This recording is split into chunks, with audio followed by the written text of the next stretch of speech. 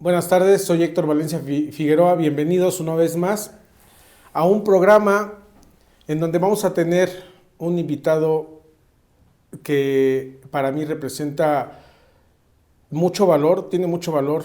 Primero porque fue mi maestro, hoy es mi amigo, lo considero mi amigo, fue mi maestro de medicina forense y es una persona a la cual estimo y creo que es una de las que conozco, muy profesional en este ámbito.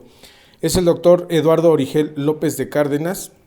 Él es médico cirujano egresado de la UNAM, médico con especialidad en medicina legal y en medicina del trabajo, perito auxiliar del Poder Judicial de la Federación, ex verificador sanitario de la COFEPRIS, docente en la materia de medicina forense en la UVM, actualmente coordinador del Diplomado en Prevención de la Negligencia Médica en el Instituto Politécnico Nacional.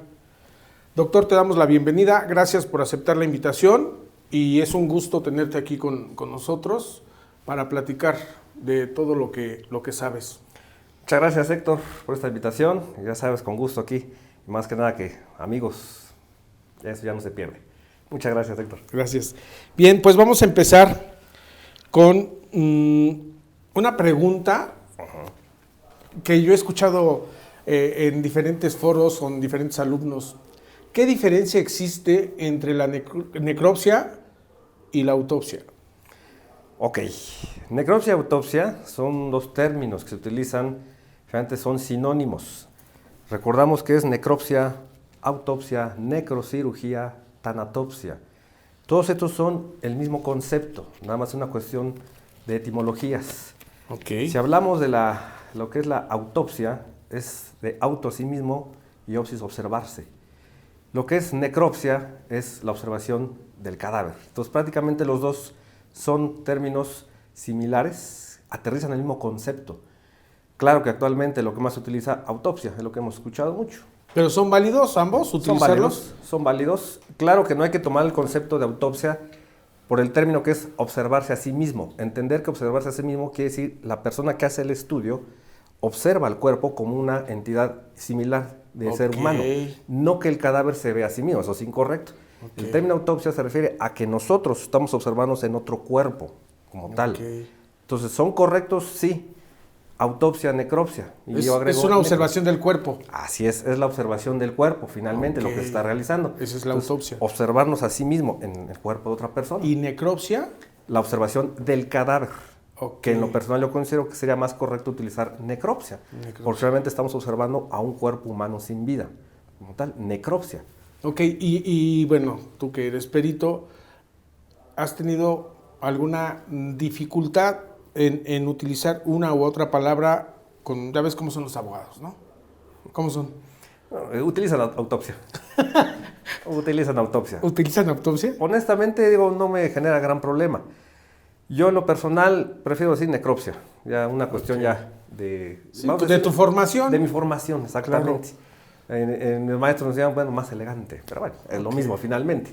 Entonces, en el mundo habitual, el mundo común, autopsia. Todo el mundo lo conoce como la autopsia. De perito, ¿cuánto llevas en haciendo peritajes? Desde que egresé de la especialidad, estamos hablando del 2001 a la fecha, ya prácticamente estamos ya por cumplir los 20 años ya en el siguiente.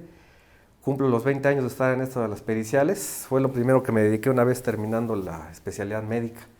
Y a la fecha seguimos, ahorita es lo que ya me he enfocado mucho más. ¿Qué te llevó a este camino del ámbito forense? Bueno, desde la carrera. Primero, al elegir la carrera de medicina me llamó mucho la atención el cuerpo humano. ¿Por qué esto que somos? ¿Cómo funciona? ¿Por qué nos movemos? ¿Por qué una parte de nuestro cuerpo se mueve? ¿Qué hay ahí adentro? Ahí nació mi interés primero por la medicina. Saber cómo un cuerpo vivo se movía, porque eso éramos.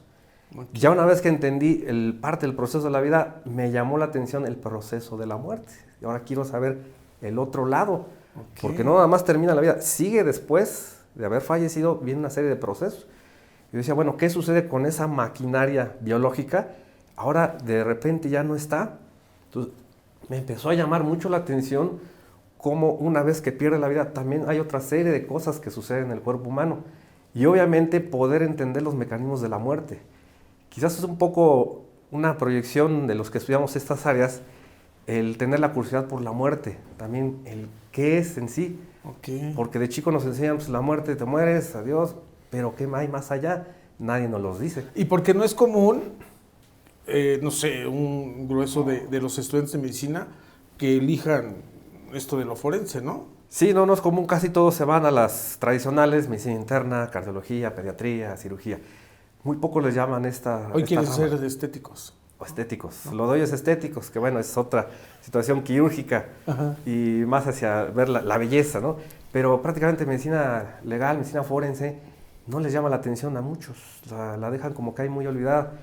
Te he de decir también, parte de la carrera, la fama que nos colgaban, hasta los maestros decían, ¿para qué te vas de huele borrachos?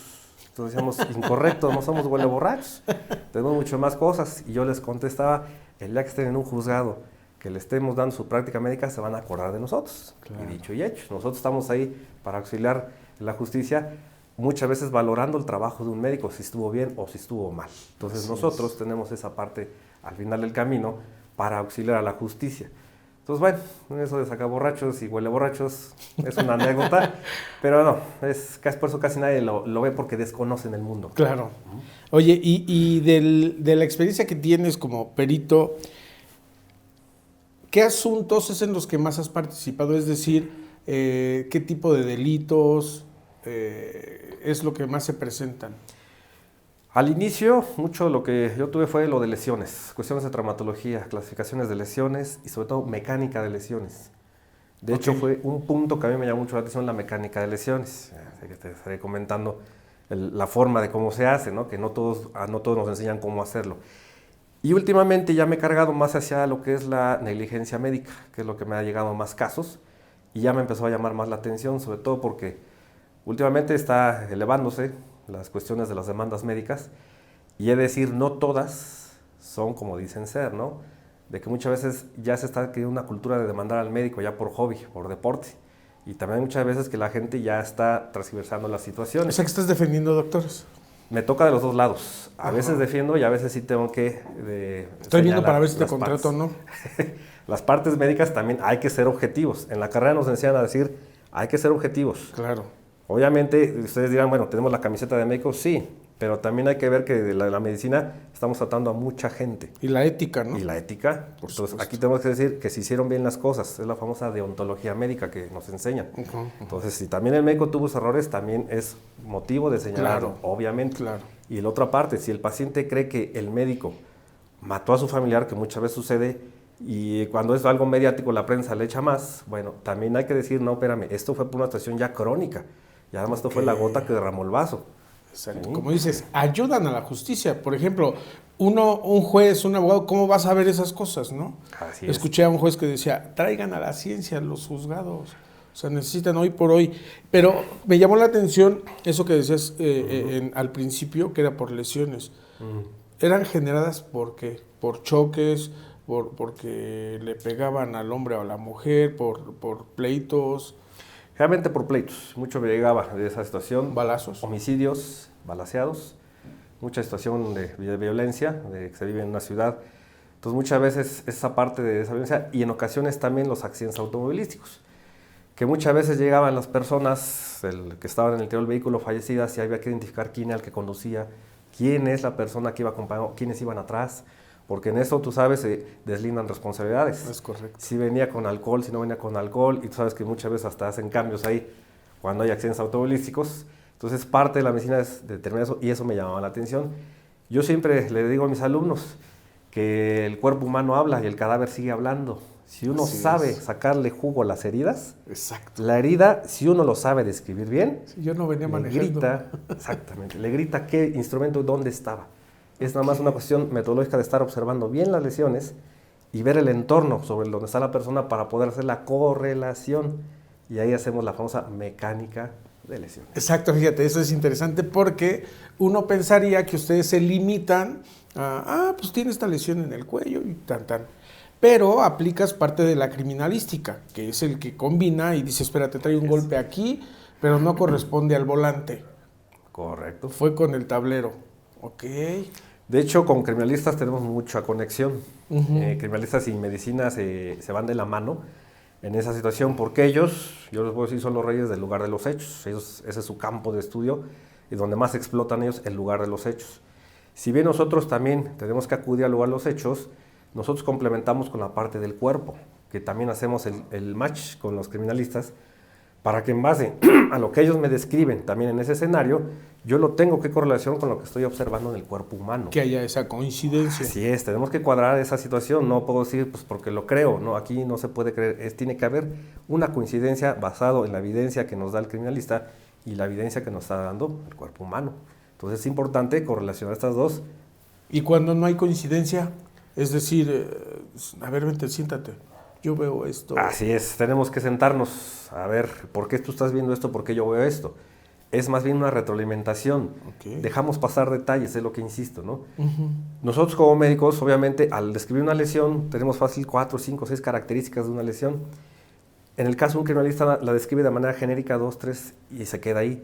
Viceversa, si nosotros vamos a describir en lugar los hechos, el criminalista nos enriquece más. Entonces, en ocasiones nos hace falta esa otra parte, y por eso es que no encontramos el match. Entonces uno de los dos generalmente jala al otro y es donde decimos, ok, sí, ya me convenciste. O al contrario, ya te convencí porque ve, esta lesión me está diciendo, esta situación me empata con esto. Un ejemplo, las lesiones por el volante.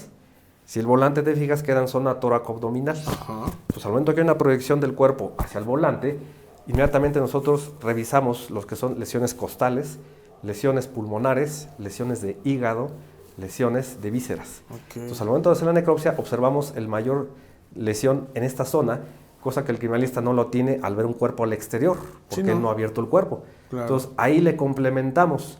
Claro, también necesitamos ver qué tipo de vehículo estamos hablando, ¿no? A qué altura está el volante, eso también nos puede ayudar. Exacto. Entonces, esa parte es donde hacemos el match, donde tenemos que complementarnos, o a veces nos falta ver esa parte que el criminalista vio en el lugar de los hechos y nosotros no pudimos asistir. Obviamente se nos retroalimentan y dicen, ok, ya entendí, ahora sí. Y de acuerdo a tu experiencia, esta dupla que se está dando tiene poco tiempo, me imagino, porque antes cada quien iba por su camino como perito, ¿no? Así es. Y hoy se está dando una revolución favorable para la administración de justicia, ¿no? Así es, tiene que ir en dupla, de hecho. Digo, anteriormente sí, como dices, cada quien había su camino. Se pierde el proceso de la investigación, se quedan volando situaciones. Y yo también digo, de todos aprendemos. Finalmente, yo le aprendo al criminalista, porque él también tiene otros conocimientos que yo no manejo. Entonces nos vamos retroalimentando, yo aprendo de él aprende de mí. Yo siempre he dicho que esta parte de las ciencias forenses todos nos interrelacionamos. No podemos ser entes únicos y decir yo soy el que sé más. Y exacto. Todos dependemos de todos y el trabajo en conjunto saca un mejor resultado. Por supuesto. Obviamente. Qué bueno que se está dando este cambio.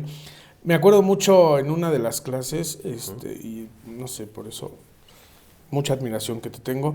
Gracias. De cómo nos presentabas unas fotos o videos de las lesiones, ¿no? De, a ver, ¿esto con qué fue? ¿Con qué tipo de puñal fue, no? Porque hasta nos enseñabas. Tenía sierrita, no tenía filo por los dos lados, lo mataron sentado, parado. Me acuerdo mucho de esa práctica, que qué padre que haya personas así, profesionales como tú, preocuparse de dar o de transmitir esos conocimientos, pero de una manera muy digerible, muy, muy aceptable. Ahora, ¿cómo se determina, porque también me acuerdo mucho de esto, cómo se determina el tiempo que tiene una persona que falleció? Ok, como te decía, una vez se pierde la vida, en el cuerpo queda una situación de cambios bioquímicos, cambios tisulares, cambios en el pH, cambios en la temperatura. Entonces comienza a ver lo que nosotros llamamos los signos cadavéricos. ¿Qué es un signo? Un signo es una manifestación objetiva, que cualquier persona puede observar, puede palpar. Los sentidos, finalmente obtenemos ese dato, es visible. Entonces, una vez que se pierde lo que llamamos en medicina la homeostasia, es decir, el normal funcionamiento del cuerpo, comienza una declive en todos sus aparatos y sistemas y comienza a manifestarse en estas situaciones que llamamos los signos cadavéricos. Estos signos que se aparecen principalmente vienen por la inactividad del sistema nervioso, la parada cardíaca y obviamente la parada pulmonar. Automáticamente dejamos de oxigenar, dejamos de mantener esa homeostasis y empiezan los procesos bioquímicos, y en este caso serían tanatoquímicos, en los que el cuerpo comienza a alterarse sus funciones morfológicas y eso permite que aparezcan los signos. Entonces nos basamos en los signos cadavéricos, que dicho de paso son dos grandes grupos, los inmediatos y los mediatos. Inmediatos dentro de las primeras 24 horas y los mediatos posteriores a las 24 horas. Claro que no hay que tomarlo a rajatabla de que en las 24 horas es exactito, no, es un rango. Recordemos que en la medicina se manejan parámetros, no son exactitudes. Pero estos signos ya se han estudiado a lo largo de los cuerpos que se han podido investigar, cómo van apareciendo. Entonces, estos signos nos van diciendo, de acuerdo a su tiempo de aparición, damos ese estimado. Y ojo, no es quedarnos con un solo signo. Yo siempre se los digo a todos los alumnos, un solo signo no me va a indicar el tiempo de muerte. Queda muy erróneo. Como dice una golondrina. Pero hay quien lo hace, ¿no? Sí, hay quien lo hace. ¿Qué dijiste? ¿Una qué? Una golondrina no hace verano. La misma situación aquí. Un signo no te va a decir cuánto tiempo tiene de muerto. Les ponía el ejemplo chusco, ¿no? El enfriamiento de la persona también. Si esa persona entonces en ese momento metió la mano con las chelas, sacó la mano, ya está fría. Tocaron la mano, no, ya está fría, ya tiene 4 o 6 horas. No, espérame, pues recuerda que tuvo contacto previo con alguna fuente. O viceversa, está cerca de una fuente de radiación, está caliente su cuerpo y dice, no, pues está recién fallecido. Resulta que no. Entonces un signo es erróneo quedarse. Hay que conjuntar a la mayoría de ellos. Así es. Si uno no basta. Entonces es la capacidad de identificar los signos para poder hacer la conjunción y al final tienes tus rangos y ya generas ahora sí el rango final de muerte, un tiempo mínimo y un tiempo máximo. Entonces estos signos cadavéricos son nuestra base para decir cuánto tiempo tiene de muerto. Por ejemplo, me acuerdo que lo vimos en clase de la decoloración de la piel. Ese es posterior a las 24. Así es. Sí, aprendí, mira. Sí. Y ya tiene ratito. Me da gusto, quiere decir que sí me hicieron caso. Es que ese día sí puse atención. Sí, la fase cromática de la putrefacción, correcto. Ok. Y también cuando se inflama, ¿no? La fase enfistematosa. Comienza a llenarse de gas el cuerpo. Ahí es donde empieza a inflarse. Todo el mundo ha visto animales en la carretera muertos, casi generalmente los perros los ven inflados. Esa es una fase enfistematosa. Cuando está lleno de gas, está generándose tanta acción de las bacterias, que son las que finalmente están por dentro comiéndose al cuerpo, que generan gas. Y llega uno que no sabe a confundirse esa decoloración con algunos golpes. Te altera. De hecho, todas las lesiones, una vez que una persona presenta lesiones y ya comienza su proceso de putrefacción, te van a alterar, obviamente, la morfología, que es lo que yo siempre les decía. La forma de la lesión se va perdiendo. Es decir, los tejidos también, una vez que fallece la persona, también tienen movimientos dados por estas acciones que se están dando en el cuerpo. Entonces, si tú tenías una herida bien delimitada en sus bordes, como una herida cortante, en este momento los tejidos comienzan a destruirse y la herida quizás comienza a abrirse o comienza a perder la forma. Entonces, sí es importante tener en cuenta que cuando ya hay un fallecimiento, vamos contra reloj en cuanto a la morfología de las lesiones. Va avanzando. Claro. Va avanzando. Y aquí yo siempre les digo a los abogados que aquí un amparo no sirve. Los amparos no detienen la putrefacción. Claro. El cuerpo humano avanza. A él no le interesa el amparo ni la Suprema Corte. Nada. El cuerpo avanza. Vamos contra reloj. Ok, qué interesante. Ahora, otra pregunta. ¿Cómo determinar si fue suicidio u homicidio desde tu perspectiva como médico? Ok, como médico. Claro, una parte, necesito, criminalistas nos apoyan mucho en lugar de los hechos. Vamos a quitar esa parte de criminalistas. Nosotros vámonos, en el caso de las lesiones, al exterior, en caso de que las tenga. Muchas veces las lesiones nos van indicando cómo el objeto o cómo fue el mecanismo, ¿sí? Hay movimientos del cuerpo humano, yo siempre les menciono a mis alumnos, hay que tomar los movimientos naturales del cuerpo. Si yo voy a realizar precisamente un homicidio, tengo que tomar en cuenta si la persona está de frente, de lado, si soy diestro o siniestro, hacer un movimiento natural sin pensarlo. Yo les decía, hagan el movimiento natural. En ese momento congelen la imagen con el cuerpo de la otra persona y van a ver cómo va el trayecto de esa lesión. Les ponía el ejemplo de la lesión en cuello. Si yo estoy frente a ti y yo soy diestro, generalmente el arma la tomo con la parte de arriba del pulgar y el filo te lo expongo a ti para dar ese mecanismo. Entonces, yo que hago estos movimientos y te alcanzo en tu cuerpo. Si nos vamos a tu cuerpo, estoy iniciando tu lesión de derecha. Tiene que ser aquí. A izquierda, así es. Entonces, muchas veces me tengo que llevar el movimiento y obviamente, por lógica, si aquí te estoy dando en primer lugar, la profundidad va a estar más de este lado que de este ya estoy retirando. Vas a ver mayor profundidad y más superficial. Te va dando la noción de cómo son las personas y realmente cómo fue. Si tú fueras diestro, en ese caso, y tomas tu arma, tu movimiento natural, si tú te quisieras suicidar, No, de le este das lado. del lado izquierdo, le remanas y Sí, porque ¡ras! aquí es incómodo. ¿Sí? Puede haber heridas vacilantes, que medio duda que sí, ya le ves algunas otras heridas acompañadas que son heridas vacilantes. Aquí. Pero si está decidido, tu trazo, ¿cómo es? Jala. Inverso. Y también ve el movimiento, si va de arriba a abajo, de abajo a arriba. Exacto. El movimiento Las trayectorias. anatómico es de arriba a abajo. Si te fijas, el movimiento del brazo tiene en descenso. Eso me proyecta la dirección. Entonces, lo que yo digo, la planimetría, es cómo va la dirección de las lesiones, me ayuda muchísimo. Si no hay esas lesiones, vámonos al examen interno, obviamente. A veces en el examen interno encontramos ya las lesiones que al exterior no se pudieron manifestar. Como a lo mejor un envenenamiento, ¿no? Así es. Si murió de muerte natural, no. No, hay que ver.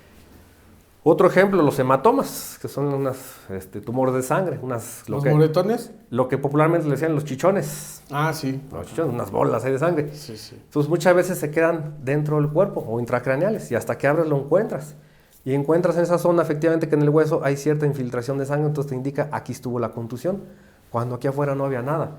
Entonces ya piensas, bueno, fue un mecanismo, ya sea que desplomó, que le golpearon, etcétera, ya empiezas a armar el rompecabezas. Entonces muchas veces hasta que abres el cuerpo ya encuentras la evidencia, a veces al exterior no hay nada. Otro ejemplo que les decía, una persona que le da una asfixia por sofocación, le pone la almohada encima de la cara, no vas a tener lesiones, nada. Al exterior nada, entonces hasta que abres y empiezas a ver vías respiratorias, signos de asfixia, comienzas a descartar. Y aquí sí, criminalística nos da ese apoyo de cómo está el lugar de los hechos. Claro. Muchísimo nos ayudaría eso, ¿no? Entonces, hay muchas formas, pero sí, finalmente, con las lesiones, con la parte médica es donde nos apoyamos. En base a las lesiones o a los hallazgos morfológicos de cambio de los tejidos es como podemos orientar la causa de la muerte. En el caso que no haya sido violenta, también conocemos cierta anatomía patológica de la persona cuando hay enfermedades que las que padeció, encontramos características de los órganos que nos van orientando hacia la causa de la muerte. Por eso muchas veces al abrir el cuerpo ya tenemos una causa identificable. Un ejemplo de insuficiencia cardíaca, pues vamos a encontrar un corazón muy grande, en sus medidas son mayores que las habituales. Sí. Ya con eso tenemos en la noción, bueno, aquí está el problema, el corazón está demasiado grande, vemos que hay más fallas en el resto del sistema cardiovascular, ya empezamos a hilar la causa de muerte. Ya. Y en la experiencia que tienes, ¿algún caso que te haya impactado profesionalmente? Recién iniciando, yo incluso todavía estaba haciendo ya la especialidad, ya por terminar, en el segundo año de la especialidad. En el CEME fue en Tlalnepantla, yo estaba ahí rotando, haciendo las prácticas finales. La madrugada de viernes para sábado, tres chicos iban en su vehículo a toda velocidad a periférico, se estamparon contra el puente, contra el bloque de sostén, y el conductor fue el que me impactó porque literalmente llegó como un higo, todo esto estaba abierto. Se abrió. Se abrió del impacto que fue brutal contra la columna. Fue tanto que le partió en dos la cabeza y literalmente lo vimos como un higo, en que podías moverle los ojos hasta 360 grados, casi le podías dar vuelta.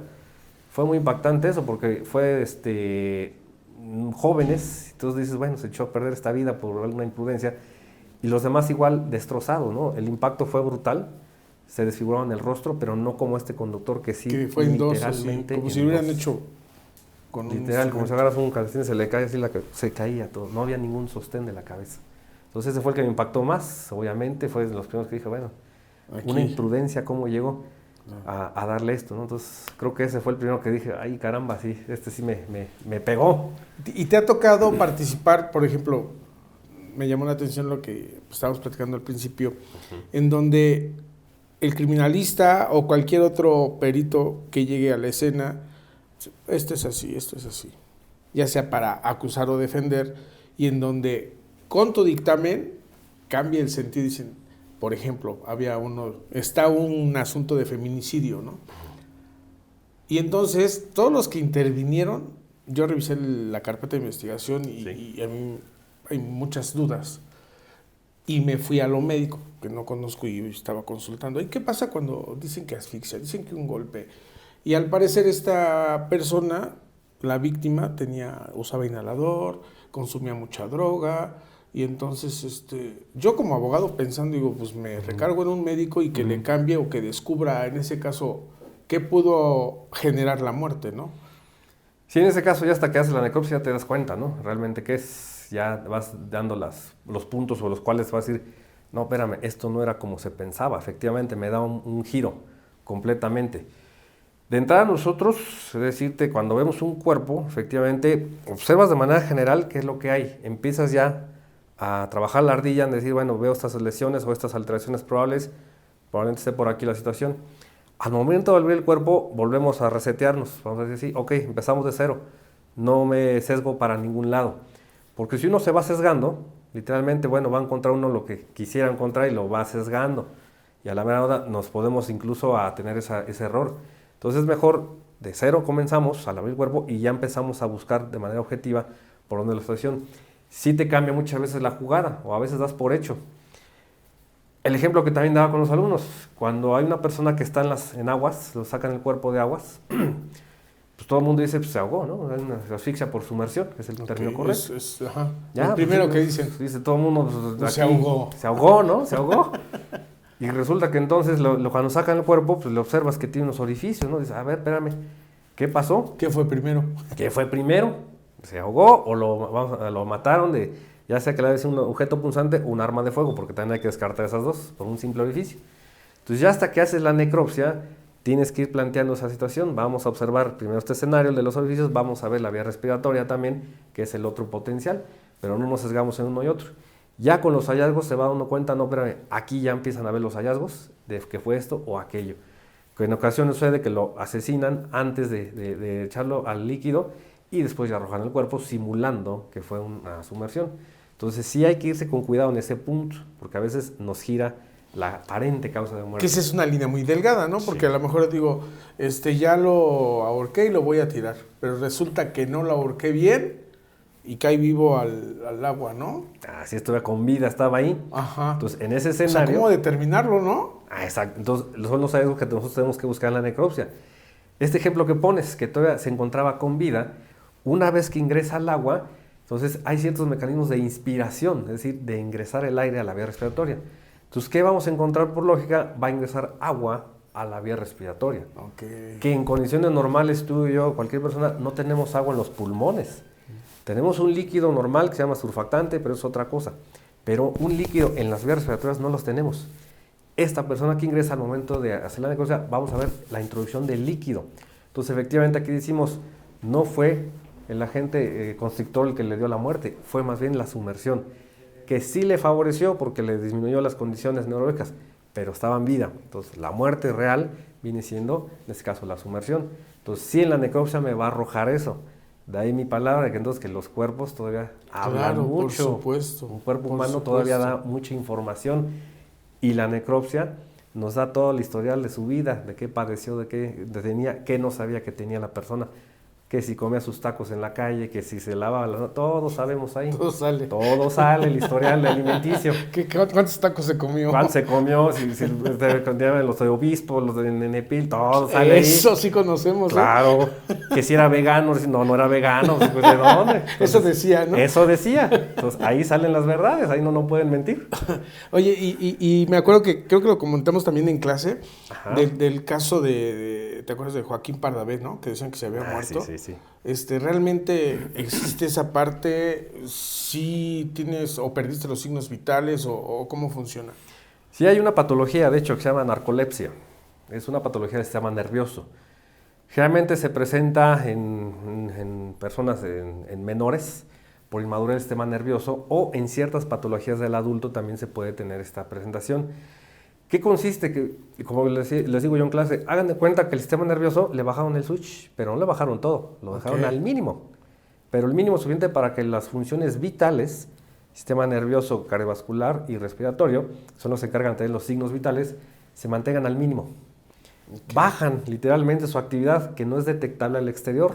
Si le toman pulso, no hay nada, no se escucha el corazón, no mueve su tórax. No hay nada, ¿no? Se murió. Su temperatura, obviamente, se siente en frío, sí, pero el cuerpo es inteligente y lo mantiene en el tronco, donde están los órganos vitales. Ahí mantiene la temperatura, pero acá no, sacrifica. Pero no hay fallecimiento. Entonces, bajan el switch y pueden darlo por muerto, efectivamente, pero es más bien una mala valoración de la persona que lo da por muerto. Puede suceder por un tiempo largo e incluso puede suceder este escenario que a la persona ya en su mero velorio, pues resulta que se no estaba levanta, muerto. ¿no? Lázaro, levántate, dice, ¿no? Y que se levantó Lázaro, ¿no? Levántate y anda. Y ahí anda, y andó, y anduvo, y andobas, como decías, ¿no? Entonces, sí existe esa patología, sí. Otra es por intoxicación por medicamentos. También puede dar eso, que baja el switch al sistema nervioso. Y esas personas las dan por muertes. Caso reciente, el del menor de Puebla, escuchaste, ¿no? Que lo dieron de muerte. Ajá. Esa es obviamente una situación por inmadurez neurológica, obviamente, pero ahí faltó la pericia de haber corroborado cabalmente la muerte. Claro. Porque sí existe esa situación de que le bajan el switch, vamos a decir, al sistema nervioso por inmadurez, por intoxicación, por patologías propias del cuerpo, pero sí se da ese escenario. Y el mito de Joaquín Parra pues, es relacionado a esto, ¿no? De que, que lo enterraron vivo. Que lo enterraron vivo. Ahí habría que ver que en la exhumación, efectivamente, si es que se llegó a hacer, hasta donde yo tengo entendido no se hizo, el féretro, al momento de despertar a la persona, debería tener lesiones, sus uñas, claro, y el féretro de querer abrir la desesperación, ¿no? Obviamente pues ya no sabremos qué. No sabemos. Qué sucede. Queda como un mito, ¿no? Queda como un mito. Y ahora, si yo estoy estudiando medicina y veo esta plática y me nace el interés por ser médico forense, ¿qué debo hacer? ¿Qué debo estudiar? Ok, terminas primero la carrera de médico cirujano. Primero la carrera que todo médico que conozcas tenemos que tener la base que es la licenciatura. Una vez que salimos de la licenciatura, ya te dedicas a la especialidad, el curso de posgrado, que en este caso aquí en México ya es de 3 años, anteriormente eran 2 años, a mí me tocó todavía con 2 años, qué bueno que ya se aumentó, son bienvenidos más años. Haces 3 años, ya sea una vez haciendo un examen nacional, aspiras con todos los médicos, haces una competencia, y obviamente los primeros lugares son los que quedan para hacer la residencia médica, que es donde yo soy egresado, y te dedicas a hacer esos 2-3 años, en este caso 3 años ya, a hacer prácticas relacionadas a la medicina legal y forense. Okay. Una vez que terminas, ahora sí, ya estás en la capacidad de tener la especialización en medicina legal, así como una especialización en cardiología, en pediatría, en otorrino. Igual, esta es una especialidad que requiere un curso de posgrado. Son 3 años que nos dan esa formación, obviamente rotando en distintos servicios, ¿no? En servicios médicos forenses, en procuradurías, en toxicológicos, reclusorios, en hospitales de traumatología, porque también es importante conocer cuando hay lesiones y cómo se maneja a la persona con un traumatismo severo. Entonces, ese es el camino que tomamos, y servicios de anatomía patológica, obviamente, ¿no? Ok. ¿Qué les recomendarías tú a los jóvenes? ¿Qué características, qué habilidades para poder estar en este ámbito? Primero que les guste, obviamente, ¿no? No nomás entren porque pues, era la más Los corta. mandó su papá. O se lo mandó su papá. Digo, no, es de gusto, porque quien no está a gusto, obviamente, pues no va a rendir. No va a rendir. Entonces, y le quitas un lugar a alguien que sí pudo haber tenido esa oportunidad. Una vez que estás convencido que te gusta esto de la medicina forense, que no solamente se refiere al cadáver, ese es un mundo, el mundo de los cadáveres, ¿no? Ver los mecanismos de muerte y todo. Hay un mundo amplio, ¿no? Cuestiones de ver la evaluación de la práctica médica, cuestiones toxicológicas, cuestiones finalmente de pericias en ambos campos de la medicina, en ámbito civil, familiar, administrativo, penal. Okay. Tenemos un campo muy grande. Entonces, una vez que te gusta, obviamente, pues, tomarle cariño como a todo, ¿no? Yo creo que todos los que nos gusta algún deporte, una actividad, pues primero nos nace esa inquietud, nos llama la atención, y una vez que estoy dentro, lo exploto y estoy a gusto, me siento a gusto. Obviamente salen más frutos a raíz de eso. Que si estás a la fuerza, pues realmente no. Como en cualquier cosa, ¿no? Es uno más, así lo puedo decir, es uno más. Pero no rindes afuera lo que deberías de dar. Que cuando te gusta, obviamente te dedicas de lleno a esto y lo sigues disfrutando. Y ojo, es continuo. Continuamente sigue uno aprendiendo. Uno no deja de aprender. Y cuando uno sale de la especialidad, es cuando comienza el aprendizaje verdadero. Y entre más avanza uno, más conecta más las situaciones de la medicina legal. Y eso es lo bonito, al menos en lo personal. ¿Y si hay oportunidad, áreas de trabajo? Sí. Tenemos la oportunidad de estar, lo que decimos, en el ámbito oficial, a nivel de procuradurías. Okay. En todos los estados hay procuradurías. Está ahora las llamadas fiscalías. Perdón, ya son fiscalías del estado o la Fiscalía General. Ese es un camino. Tenemos también la parte de ser perito, como en mi caso, independiente. También en la práctica privada yo no puedo trabajar en eso. Yo finalmente ser perito de defensa, Obviamente hay en 1000 casos en los juzgados vinculados a la medicina que requieren la visoría de un médico, ¿no? Casi todos están en la parte oficial. Así es. Pertenecen a la situación del Poder Ejecutivo o del Poder Judicial, pero no hay quien esté fuera. Muchas veces ustedes como abogados conocen, pues no buscan, no encuentran, no hay. Y es que antes están. nosotros nos quedábamos con lo que aportaban y ya. Pero no buscábamos a los peritos en medicina, en psicología, en criminología. Y entonces creo que hoy, para bien, se está dando una integración de esos grupos de trabajo en donde realmente favorece para la mejor justicia, ¿no?, de la gente. Sí, ya hace falta, decirte, al menos de mi especialidad, hay mucho trabajo, falta mucho. Otra situación es que todo se concentra, hay que decirlo, ¿no? Muchos estamos aquí en la Ciudad de México, estamos en las grandes ciudades y ya en provincia casi no hay mucho. Se ha dado la figura de habilitar a otro médico que no tenga como tal la formación de posgrado, pero se habilita con la expertise de su trabajo, ¿no? Uh-huh. Pero lo idóneo es que alguien tenga el perfil de una especialidad porque ya tiene uno el enfoque. Obviamente trabajo, yo se lo he hecho, hay mucho en esto. Nunca acaban las periciales, hay por todos lados y en todos los ámbitos. Y una más, que tú la conoces, pues la docencia, ¿no?, que es muy benevolente. La docencia también, sí. ¿Cómo es solicitada?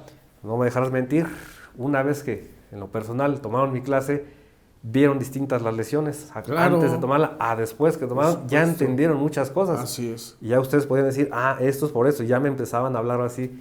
Y yo me he encontrado alumnos que afortunadamente me han dicho cómo me ha servido esas clases, porque usted me despertó el interés y es sencilla la medicina si lo vemos desde ese punto de vista.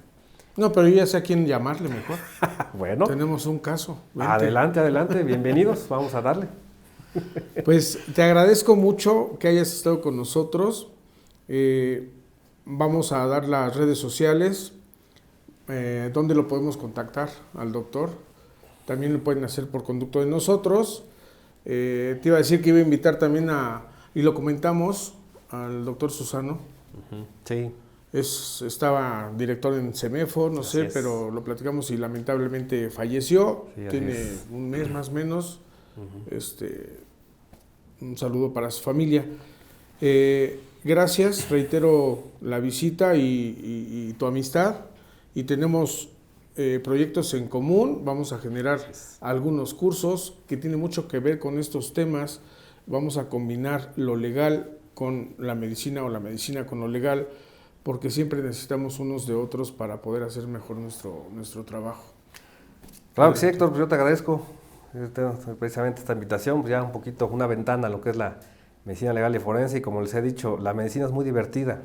Si uno lo ve extrapolando las cosas de la vida real, la entiende muy fácil. No necesitas ser el médico para entender la medicina al 100%. Puedes tener la medicina a tu alcance, de una manera muy sencilla y práctica, y pues tú eres uno de esos ejemplos. Aprendiste mucha medicina, afortunadamente, y ya te ha servido bastante. Sí, pero sí, bueno. Pues te abre los ojos, como dices, tienes otra visión. Dices, le puedes buscar por acá. Porque nada más te dejas llevar por el primer la primera opinión o dictamen que hizo el perito o el médico que trabaja para la fiscalía. Dices, pues ya lo dijo. No, hay que investigarle, ¿no? Hay que investigar y sustentarlo. Así es. Sustentarlo, eso es lo principal, ¿sale? Pues de nuevo, gracias, que estén bien y nos vemos la próxima. Al contrario, gracias.